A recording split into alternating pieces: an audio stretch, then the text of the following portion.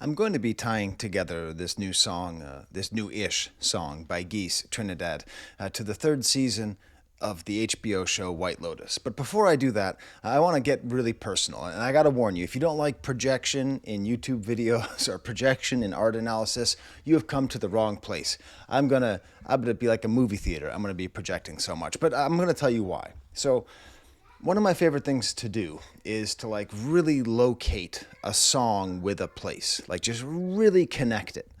And for whatever reason, like I knew that this Geese song came out, and I knew I was going to be dropping off my daughter at college. So I was like, I want to do that. I want to somehow just keep in my mind every time I hear this song, I remember this strange point of life.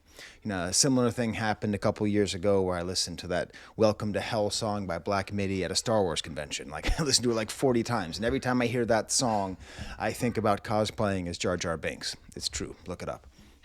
So, anyways, I just decided, sort of randomly, well, actually not randomly, because she told me that like the most popular band of her college, as far as she could tell right now, I think it's Boy Genius and Geese. Like those are the two big bands. So I kind of thought, well, this will be fun. Symbolically saying goodbye to my daughter and having her go on and sunrise, sunset, and all that stuff. So I waited and I waited. And if you know, I love Geese, and I waited and I waited and I waited until a certain point.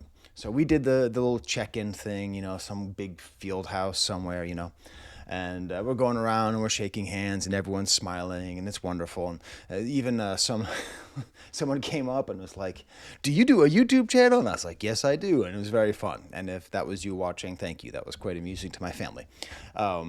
And it was nice to meet you. And so kind of having this nice fun moment, very emotional.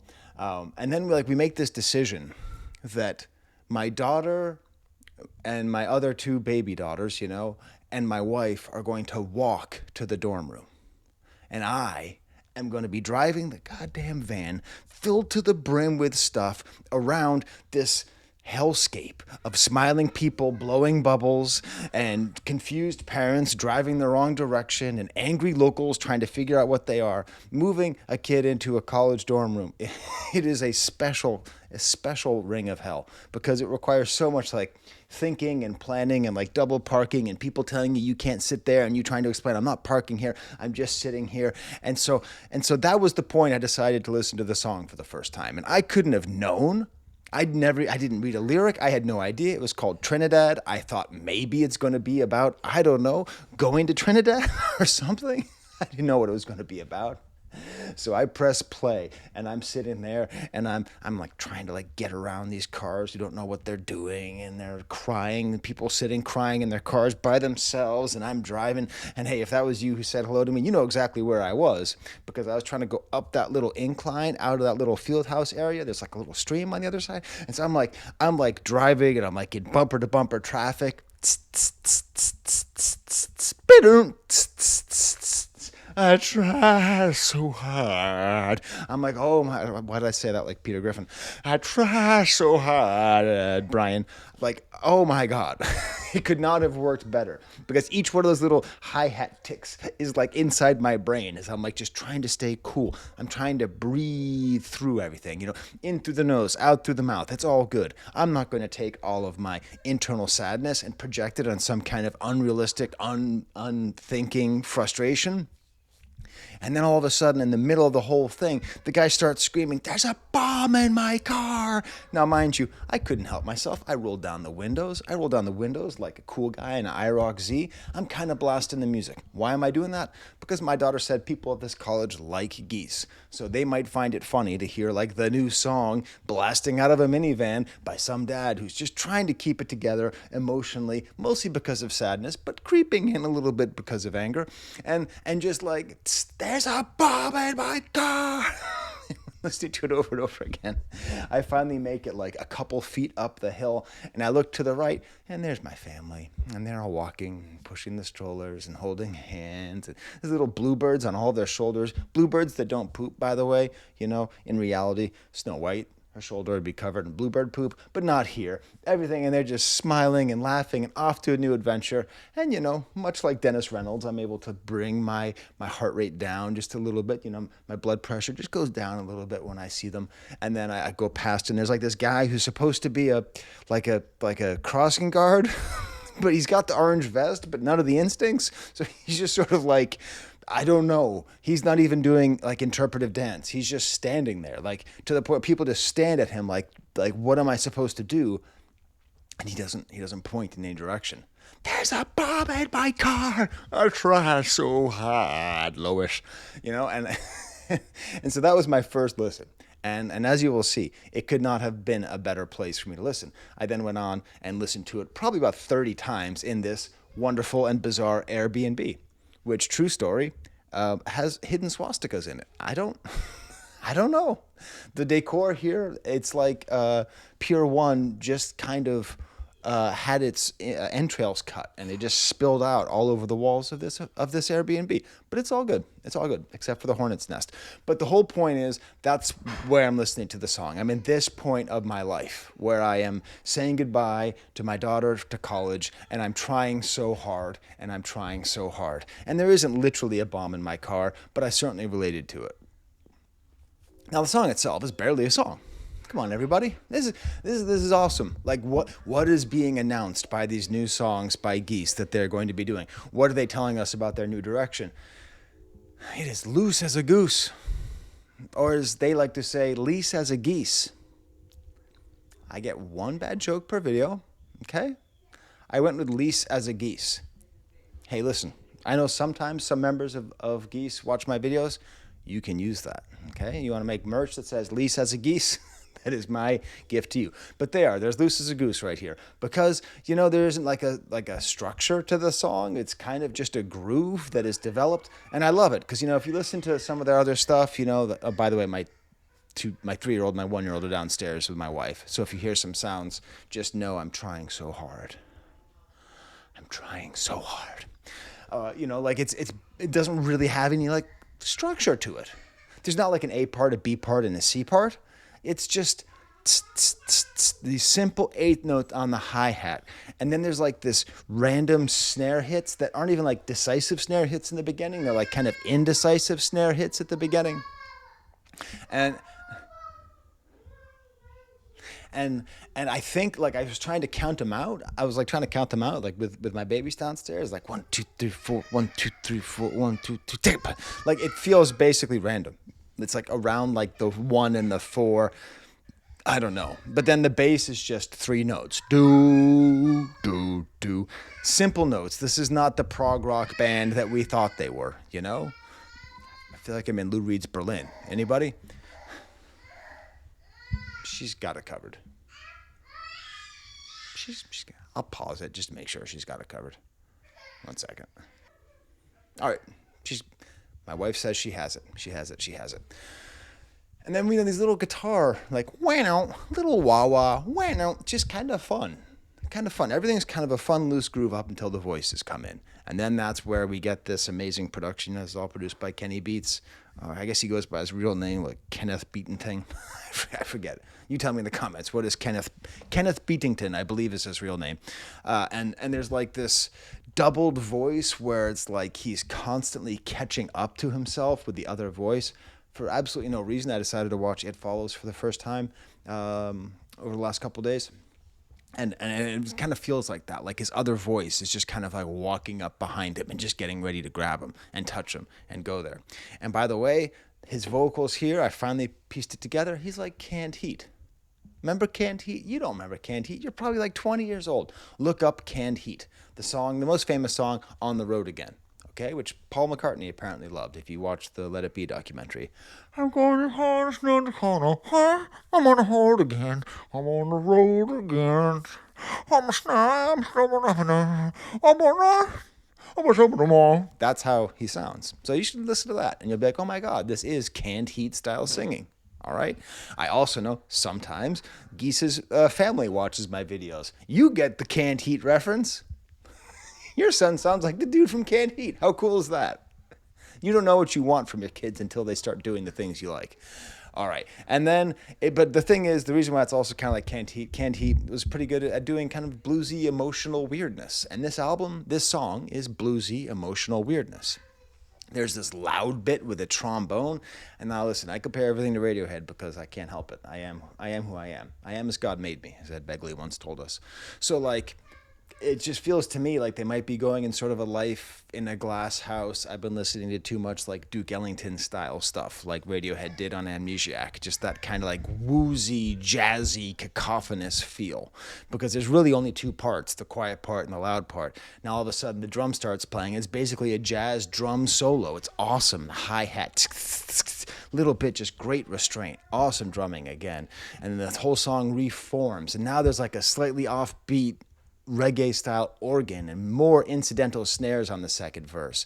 I believe at 1 minute and 40 seconds, the band actually loses time. I believe they actually kind of screw up and it gets a little bit too fast or a little bit too slow. Now, the whole song plays with polyrhythm, so that could be it. This could be entirely intentional, but I would like to think it's not. I would like to think it's a mistake.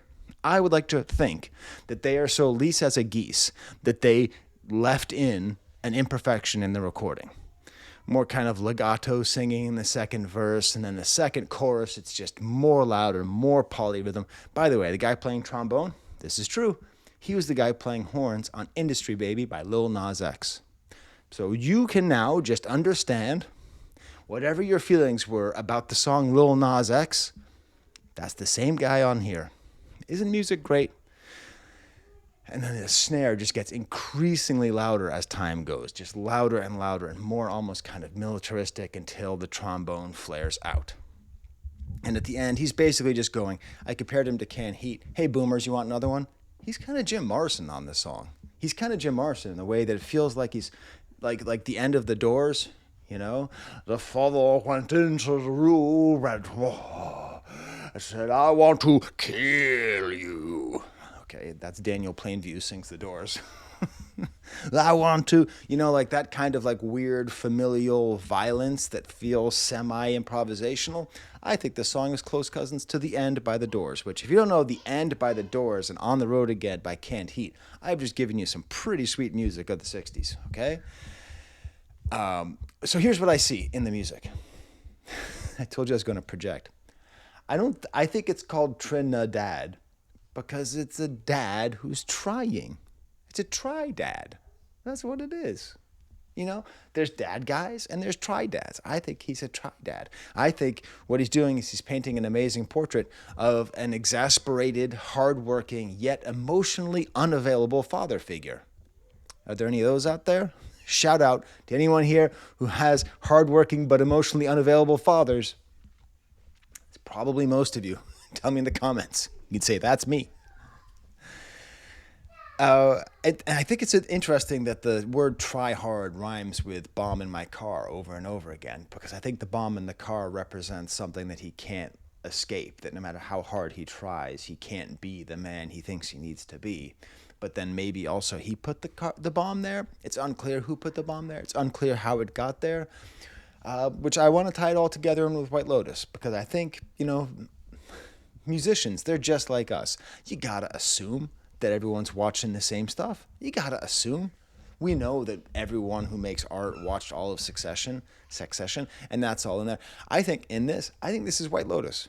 I think Trinidad is like our setting. It's a setting they haven't used in White Lotus. If you've never seen White Lotus, it's about a bunch of rich people getting their comeuppance in a way that is illustrative of the class differences in America by traveling abroad. It's a very good show, made by Mike White, the try-hard dad from School of Rock. But like, they always have a exotic location, and then there is, at least in 2 of the 3 seasons, a dad who works hard, but is ultimately so emotionally unavailable that it undoes his work, that like it makes him not a good father. So he's able to achieve all of the external trappings of a successful father, money and housing and, opportunities provided for, but the kind of emotional bit isn't there. And people who are like that, And this goes for men, women, anybody in any kind of relationship, any place where they need to be emotionally attuned, but instead of being emotionally attuned, they focus on acting successfully, on performance and achievement. They end up in this situation where they just say, "I try so hard, Peter." Right? That's what they say. And so I think this is, if you look at in particular Timothy Ratliff, played by Jason Isaacs, I think this song is sung from his perspective. I could just see him sitting there, with his, the polo on, with his muscles kind of out, and trying to be Mr. Perfect, and trying to be the big businessman as he learns that his whole world is falling apart, and everyone's having a great time wherever they are. It's like Thailand, maybe. I think that's where the last one was. And he's just like, I tried so hard. I try so hard. It's violence and emotional distance. That's, if I were to write a paper about the fathers in White Lotus, it would be violence and emotional distance. If I were to talk about this song, I would say violence and emotional distance. I try so hard. There's a bomb in my car. There's a bomb in my car. Just over and over again, this anxiety, this feeling of powerlessness when you're trying. Because it doesn't matter if you try, if there's a bomb in your car. When I went deaf, I used my eyes. They stood me in line till I went blind. I don't know. Is this going to be like a concept album? Is this the same guy who's not going to pay his taxes from the last song? It feels like it could be. It feels like this could be sort of from the perspective of a kind of Trumpy guy. I don't know, who's been run over by free market capitalism and then blames it on the poor, right? Get in, asshole, let's drive, there's a bomb in my car. So by singing this after he's already sung there's a bomb in my car, it's like he knows that someone is in the car. Like he knows that this is happening. Like he knows that he's in danger. On and on and on and on. And then we get to the Jim Morrison part. My son is in bed. My daughters are dead. My wife's in the shed. My husband's burning lead. So this is interesting because right now he's doing the poet thing.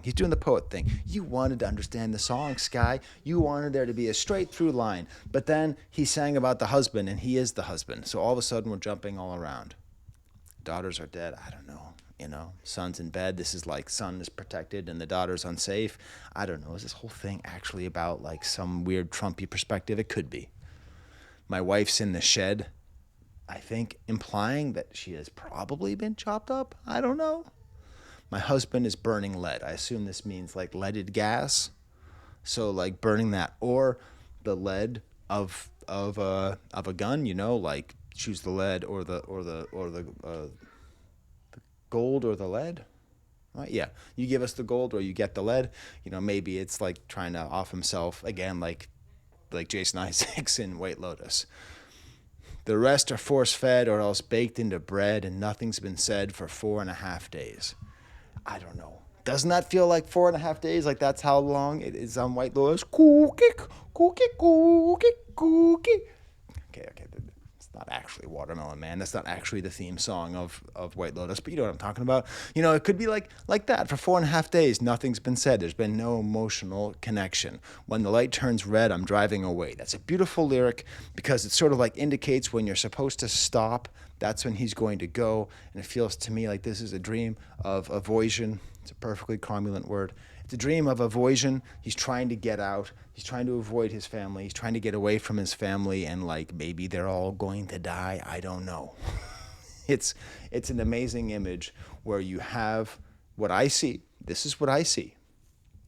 I see a man in a car and the light turns red, and that's when he starts going, implying that like the bomb in the car is him, and he's going to basically sacrifice his entire family in a car accident. I don't know. What are these guys, like 20 years old? What you doing writing such interesting narratives and poetry? Shouldn't you be singing about, I don't know, something easy? Shouldn't you be singing about like Skibbity, Ohio? Isn't that what you kids care about?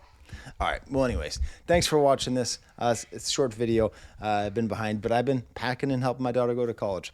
So if you have parents, give them a hug. If you have kids, give them a hug. and don't blow them up in a car. All right, until next time, there's the camera. Do you hear the laughing?